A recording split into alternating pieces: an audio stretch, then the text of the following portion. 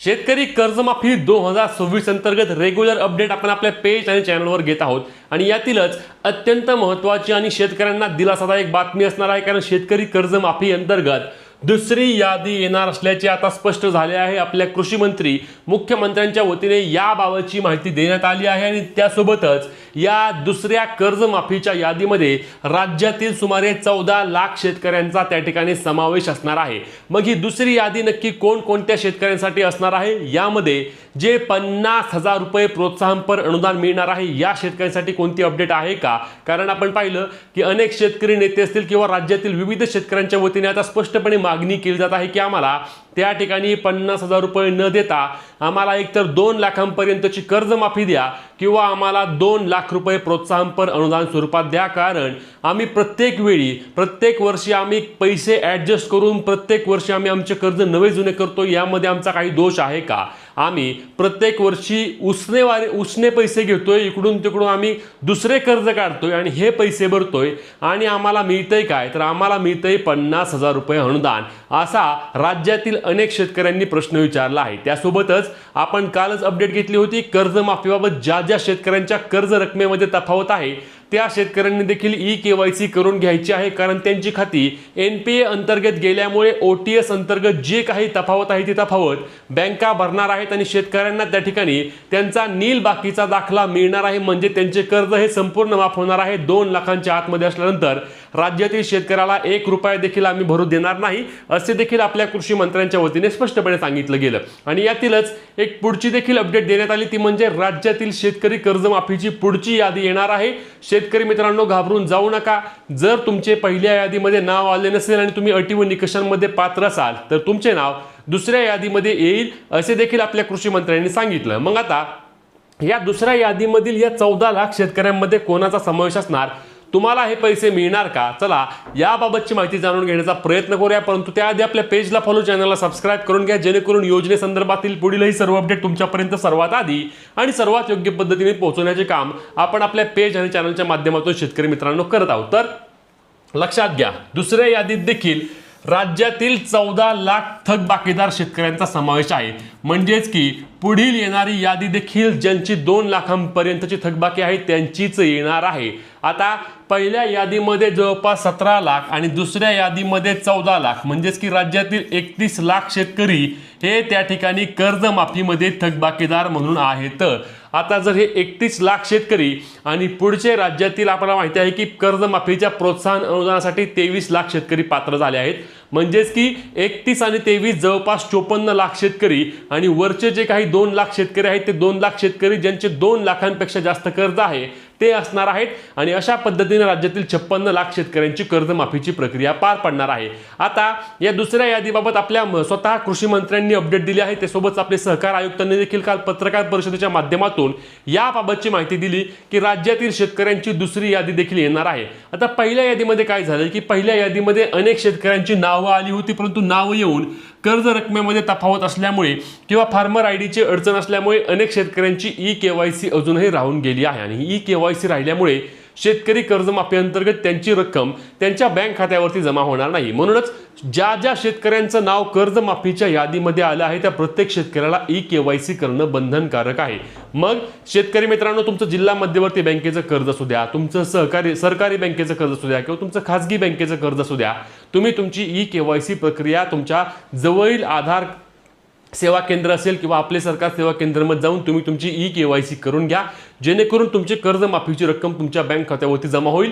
सुरुवातीला आपल्याला माहिती आहे की 13,000 कोटींची ही कर्जमाफी पहिल्या टप्प्यामध्ये राज्यामध्ये पार पडत आहे आणि यावर अनेक शेतकऱ्यांना अडचणी होत्या। त्या अडचणींमधील महत्त्वाची अडचण आपल्या कृषी मंत्र्यांच्या वतीने आणि सहकार आयुक्तांच्या वतीने त्यासोबत बँकांच्या वतीने एक पत्रक काढून मोठ्या प्रमाणावर शेतकऱ्यांची अडचण दूर झाली आहे, जी म्हणजे की कर्जमाफीमध्ये रकमेमध्ये तफावत। आता तुमच्या रकमेमध्ये तफावत जरी असेल तरी तुम्ही तुमची ई-केवायसी करून घ्या, जी काही रक्कम असेल ती रक्कम त्या ठिकाणी बँक भरेल।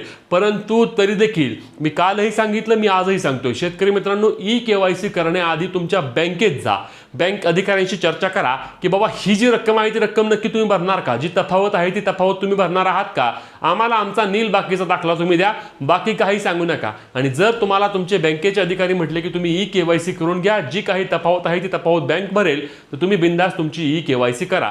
कारण अनेकदा काय झालं की अनेक शेतकऱ्यांनी मला विचारलं की आम्ही आमच्या बँकेत विचारायला गेल्यानंतर बँक म्हणते की नाही, जी काही तफावत आहे ती तफावत तुमची तुम्ही आणून भरा. मागील वेळी देखील कर्जमाफीच्या वेळी आपण पाहिलं होतं की असंच झालं होतं. काय होतं की कमी शेतकरी असतात, त्यामुळे कमी शेतकरी असल्यामुळे यांचा आवाज कोण उचलून धरत नाही आणि प्रत्येक ठिकाणी आपले मंत्री असतील किंवा प्रत्येक ठिकाणी आपले सहकार आयुक्त असतील, हे जाऊन काय सांगू शकतात का बँकेला? नाही.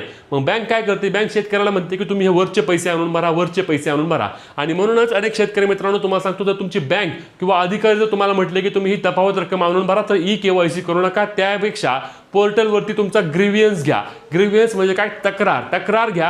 ही तक्रार तुम्हाला तुमचे आपले सरकार सेवा केंद्र चालक असतील त्यांच्याकडून घेता येईल. आणि ती तक्रार घेतल्यानंतर जिल्हाधिकारी कार्यालयाच्या वतीने एक समिती स्थापन करण्यात आली आहे कर्जमाफीसाठी.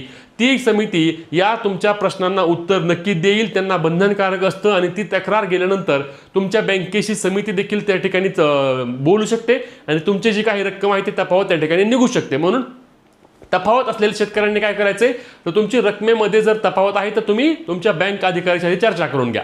पुढचा मुद्दा महत्त्वाचा लक्षात घ्या की यादी येणार कधी, तर 15 ऑगस्टला पण कर्जमाफी दुसरी यादी येईल असं देखील बोललं जात आहे. म्हणजे की 15 ऑगस्टच्या स्वातंत्र्य दिनाच्या मुहूर्तावर त्या ठिकाणी राज्यातील शेतकऱ्यांसाठी कर्जमाफीची दुसरी यादी प्रकाशित होईल अशी देखील माहिती मिळत आहे. आणि या दुसऱ्या यादीमध्ये राज्यातील बाकीच्या सर्व 14 लाख शेतकऱ्यांचा समावेश केला जाईल. आता हे 14 लाख शेतकरी कोण आहेत, मी तुम्हाला आधी सांगितलं की हे थकबाकीदार शेतकरी आहेत. म्हणजे पुढची यादी कोणाची येणार, तर थकबाकीदारांचीच पुढची यादी येणार. मग जे चालू बाकीदार आहेत, जे शेतकरी त्यांचे कर्ज प्रत्येक वर्षाला नवे जुने करतात, या शेतकऱ्यांचा दोष काय आहे असा प्रश्न ते शेतकरी विचारत आहेत. खरं तर विचार करण्याची गोष्ट आहे.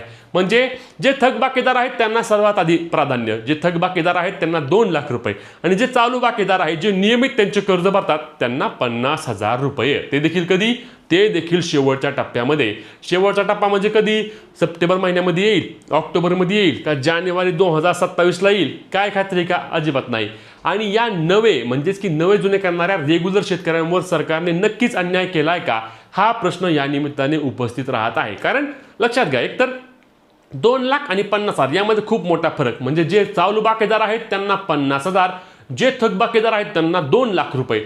ज्यांनी कर्ज घेऊन थकवलं त्यांना 2 लाख रुपयांचा लाभ, आणि ज्यांनी कर्ज घेऊन ते रेग्युलर भरले, व्याज आणून भरले, त्या शेतकऱ्यांना मात्र 50,000 रुपयेच मिळणार. हे पद्धत कोणती आहे, ते देखील प्राधान्य पहिल्यांदा कोणाला, ज्यांनी थकवलं त्यांना प्राधान्य. जे रेग्युलर भरतायत त्यांना प्राधान्य आहे का, तर त्यांना प्राधान्य नाही. मान्य आहे, शेतकरीच आहे, तो देखील शेतकरी आहे, हे देखील शेतकरी आहेत, परंतु सर्वांना समान न्याय हवा ना. तुम्ही 2 लाखांपर्यंतची सरसकट कर्जमाफी द्यायला पाहिजे होती. म्हणजे ज्या शेतकऱ्यांचं सध्या चालू बाकी कर्ज आहे त्यांना देखील तुम्ही 2 लाखांपर्यंतची माफी द्यायला हवी होती, जेणेकरून ते देखील शेतकरी परत त्यांनी कर्ज नियमित भरलं असतंच ना. त्यांना नियमित भरायची सवय आहे, त्यांनी नियमित भरलं असतंच ना. शेतकरी अडचणीत असताना देखील त्यांनी कर्ज आणून भरलं आहे, तर मग त्या शेतकऱ्यांना प्राधान्य द्यायलाच हवे होते.